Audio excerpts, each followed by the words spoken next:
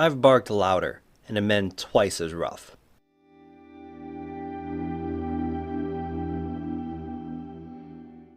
Hello, and welcome to Visions of the Past. My name is Andrew, and I'm the host of this Assassin's Creed lore podcast. This is episode 34, and we're talking about the pirate that gave us that quote, Anne Bonny. Anne is one of the many characters in Assassin's Creed 4 Black Flag that is based on a historic pirate, and because of this, there is a historical aspect to the character, along with the in-universe one. Historically, not a lot is known about Anne Bonny. She's believed to have been born near Cork, Ireland, sometime around 1700, though one source gives us a birth date of March 8, 1697. And she is the daughter of Mary Brennan and her employer, William Cormac. When Cormac moved to London, he dressed Bonny up as a boy, calling her Andy. Once Cormac's wife discovered that Bonny was his illegitimate child, he moved to the province of Carolina, taking both Bonny and her mother with him. Bonny's mother would pass when she was 12, and at the age of 13, she was considered a good catch, even though she had a fiery temper and supposedly stabbed a servant girl with a knife. After she married a poor sailor and a small-time pirate by the name of James Bonny, William disowned her. Sometime between 1714 and 1718, the Bonnies moved to Nassau, where James was an informant for Governor Woodes Rogers about other pirates in the area. Bonny was not pleased with her husband's new line of work and started mingling with pirates in the taverns of Nassau. Here, she would meet Calico Jack Rackham and become his lover. After attempting to pay her husband James for a divorce, which he refused, this would cause Bonny to run off with Rackham and become part of his crew. During this time, she would disguise herself as a man. The only two on board that knew she was a woman were Calico Jack and Mary Read. That lasted until it was clear that Bonny was pregnant. After giving birth to a son, Bonny would return to the pirate life. After finally divorcing James, she married Calico Jack while out to sea. The three, stealing the ship William, would lead to Bonny being named in a wanted pirates circular that was published in the Boston Newsletter. In October 1720, Bonny, Read, and Calico Jack were captured by Jonathan Barnett after most of the crew was too drunk to fight. According to one account, this would be where Bonny's last words to Calico Jack were, "Had you fought like a man, you need not have been hanged like a dog." This would also be where both Read and Bonny would claim to be pregnant, causing the court to grant them a stay of their execution until the birth of their children. There is no record of Bonny's release, execution, or her death. Within the series, Anne Bonny can be found in the game Assassin's Creed 4 Black Flag, where she was voiced by Sarah Green. She also appeared in its novel, Assassin's Creed Black Flag. Anne's history in the Assassin's Creed universe stays mostly the same. It just fills in the details along the way. Born in 1702, Bonny's history is the same up until she moved to Nassau with James. Arriving in April of 1716, James and Anne didn't have a clear direction with their lives.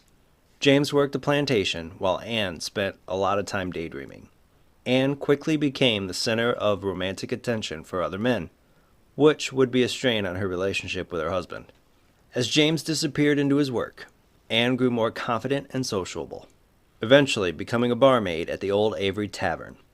Called a tease and a harlot by some of Nassau's inhabitants, out of envy and spite, Anne would reject many advances from pirates. However, because of the lack of high society in Nassau, it would only increase her desirability. Anne met many famous pirates during her time at the Avery. Jack Rackham, in particular, showed a romantic interest in her from the first time they met, which was in January 1718. Eventually, Anne would fall for Rackham. This was around the same time that she became acquainted with James Kidd.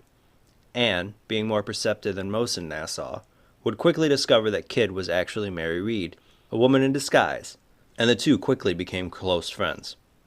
Rackham believed that the two were flirting, but, to save the conflict, Mary would inform him of the ruse. When James Bonny found out about Anne's infidelity, he attempted to have her arrested and whipped. In response, Anne asked for an annulment of the marriage, and Rackham would offer to pay for the divorce. However, James would not agree. Deciding to escape Nassau, Anne, Calico Jack, and Mary commandeered the William on August 22, 1720, with a plan to execute enough robberies to settle down and live on the gold they stole. It went well for them for a few months, until one night only Anne, Mary, and one other man was able to resist the authorities, as Rackham and the rest of the crew lay below deck, passed out from drink. The crew was arrested and imprisoned in Port Royal, Jamaica. Rackham would be tried and convicted of piracy and hung on November 18th. At their trial, 10 days later, Anne and Mary were also sentenced to hang, but they were able to delay their punishment with the reveal of their pregnancies. British law at the time would not allow for them to be executed, so they were put back into jail, where they would stay until they gave birth. Roughly 4 months later, Mary gave birth to her child, which was immediately taken from her. Worried for Mary's health, Anne would try to convince the guards into getting help, but they refused. Mary and Anne would be rescued, though, by Edward Kenway and Atabai. Atabai led Anne to safety while she started to feel her contractions. Edward would start to carry Mary out of the prison, but an infection had taken a toll on her body that would cause her death before they could even get her out of the prison. Anne was taken to Tulum, where she gave birth to a boy, but he passed away shortly after. These losses would push Anne into a deep depression. It wouldn't be until her reunion with Edward that she would begin to recover. After Adewale joined the assassin brotherhood, Anne became the quartermaster on the Jackdaw under the command of Edward Kenway, helping him hunt Bartholomew Roberts and Templars Woodes Rogers and Lorano Torres. Starting the hunting in May 1721, Edward and Anne would meet with Anto, the assassin bureau leader in Kingston. Anto gave the pair some information on Woodes Rogers, but Anne would stay at the bureau while Edward went to kill Rogers. Rogers led Edwards to Principe to look for Bartholomew Roberts. Anne suggested they sink his ship, the Royal Fortune, but Edward would refuse, stating Roberts had a valuable artifact on him that needed to be recovered. After Edward killed Roberts, they returned to Havana in search for Torres, and Anne would once again stay at the bureau while Kenway went on the hunt. Once he returned to the bureau, Edward would learn that Torres was headed to a location known only as the Observatory. Telling the Havana bureau leader, Rona, to inform Atabai of his intent, Edward and Anne would give chase. Once they arrived to the location, Anne went ashore with Edward to help him free the native guardians from the soldiers under Torres's command. After they made it to the observatory's entrance, Edward told Anne to remain outside to guard the crystal skull that he carried with him. After the death of Torres, Anne would head into the observatory with Atabai and Adewale to see the crystal skull reinserted into its rightful place. Anne would then travel with Edward to Great Anagua and wait with him as he awaited the arrival of his daughter, Jennifer Scott. Edward invited Anne to England with him, but she refused, stating that she wouldn't be welcome there. When asked if she'd stay with the assassins, she said she believed that she didn't have the necessary conviction, even if she was sympathetic to their cause. As the ship carrying Jennifer entered the cove, Anne reassured Edward that she considered him a good man, and that he would prove himself a good father in time.